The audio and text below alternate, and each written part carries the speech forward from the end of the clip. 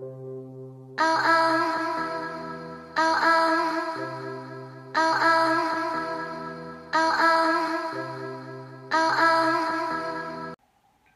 what is up, YouTube? It's Nate Smith back here. This is my continuation of my series of reviews for football boots or soccer cleats, whatever you prefer to call them. I personally call them football boots. So today I'm going to be showing you guys the Adidas X 15.2 in the solar green neon, solar neon, whatever it's called, in black colorway. These shoes were sent to me by soccer.com, and you can actually get them over there right now. I believe they're on sale. Instead of the usual retail price of $110, which is what you're gonna pay through Adidas or Dick's, you can get them for, was it $79? Yeah, I believe it. Yeah, $79. And then there's like a gold club, like the gold members price too, but that's a $25 membership. So you don't have that to worry about that. But yeah, last time on my channel I showed you guys the Adidas X 15.3s in the black colorway, the blackout colorway. So without further ado, let's get into it.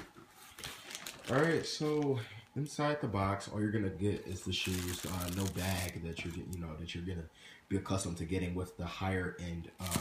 With the X 15.1 and the Ace 15.1, you're gonna get a duffel bag with them. It also comes with, if you buy from soccer.com, you get the magazine, the Adidas, like caring for your football boots thing, and then a receipt, obviously. So the specs of the shoe, just from feeling it, it feels a lot higher quality and grade of a material than you got on the X 15.3. I mean, I was waiting forever to get these boots, man, because you're really gonna get the same type. The same type of material that you're gonna pay $110 more for in the X 15.1. You can get for $70 in these. I mean, really, if we're being honest. So, I mean, we'll start off with the exo plate at the bottom. I believe it really does. It doesn't feel too much higher grade of quality than what you got on the X 15.3. There are some variations though in the stud coloring pattern. I think on the 15.3s it was the opposite. So this was like this black part right here was the solar part, and this was black. I can't remember because I don't have the neon colorway anymore. But in terms of like the material that the shoe is made out of, you're gonna get that it's like a Adidas. Damn, the name escapes me at the moment, but it's a higher grade synthetic material, and it's not quite as high a grade as you're gonna get on the X 15.1. It really is not gonna make much of a difference though, to be honest with you, in terms of feel. In terms of the chaos pattern, it seems higher quality on this model than what you got on the 15.3. On the 15.3, on this outer part, right here, on this outer part right here, it was it felt, I don't know how to explain it. It was probably due to the material of the outside of the shoe, but it felt like it was just built into the shoe. That's probably not how the proper way to describe it, but that's just how I'm gonna do it. And then on this side, the interior like the inside of your foot part right here, on the 15.3s, it felt like it had been like kind of plastered on. Once again, those aren't the proper terms for what I'm trying to get across, but if you've ever felt the 15.3s, you're gonna know what I'm talking about. In terms of putting your foot in the shoe, the tongue is a lot different from the 15.3, probably mainly due to the fact that you have this Adidas Tech collar, which is, I mean, it's really just aesthetic. It doesn't serve any type of performance or anything, like any purpose at all in terms of, like wearing the shoe. Now, I haven't personally tried these on yet. This is just an unboxing video. But, I'll probably test them out later. Well, it's probably going to rain today, so probably tomorrow. But, like, in terms of the heel, there's been some complaints about heel slippage back here, even when you have, like, it tight, when you have your shoe tied really tight.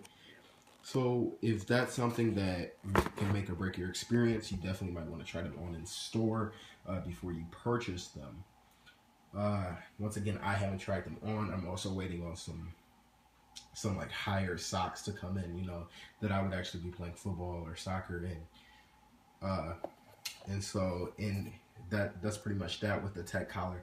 Honestly, I feel like if the 15.3 would have, or the 15.2 and 1 should just have the regular like heel thing right here that the 15.1s have. I mean, that the 15.3s have. Because it honestly, I had no heel slippage in the 15.3s just from the game that I played in those.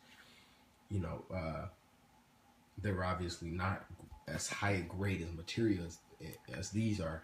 But in terms of performance, I didn't experience any heel slippage, whereas I've heard people have experienced heel slippage in these. So we'll see how they fit. I have wider feet, so my feet might fit a little different in there. I'm gonna try them on a little later on. But in terms of the makeup of the shoe, this material, I'm gonna try and get this up so you guys see. Okay, this is a lot more flexible than what you got in the 15.3s. This shoe bends really well. I can tell it's gonna be really comfortable and really gonna form to your foot. Whereas the 15.3, like I said, it's just gonna feel cheap throughout the duration of your time using it. But I think I could get a really decent amount of time in wearing these. And I mean, even if you don't, Adidas does offer a lifetime warranty program on their shoes for manufacturer defects.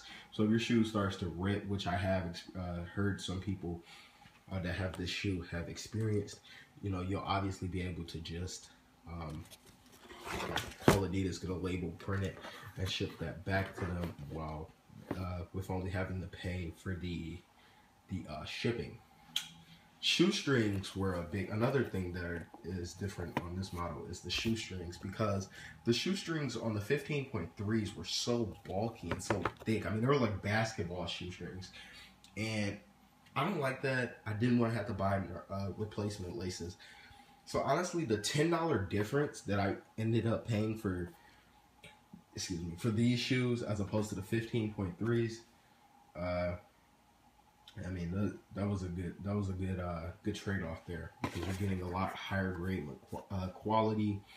I mean, you're basically getting the 15.1s minus the traction pads that you get on here, which, I mean, from a performance standpoint, I really don't think they make that big of a difference. I mean, if you can handle the ball, you're going to be able to handle the ball. If you can't dribble the ball, you're not going to be able to dribble in these as well. So, I mean, it's not going to make you all of a sudden Lionel Messi or Gareth Bale just by wearing a shoe that has nonstop grip patterns. But I mean, aesthetically, also the neon seems to be a lot more neon than what you got in the 15.3s, which were actually more like, they kind of look just like greenish instead of just the bright neon. These are a lot prettier to me. I'm really excited to have these. I have tried the 15.1s on, and I have seen them in person, and I can honestly tell you that, I mean, to the untrained eye, you wouldn't be able to tell the difference between these and the 15.1s. The only difference is would be the sole plate, and actually it looks like you can see right here, the seam looks like it's starting to come up a little bit. I don't want to send them back now. I'll probably just wait till I get a couple months in on them.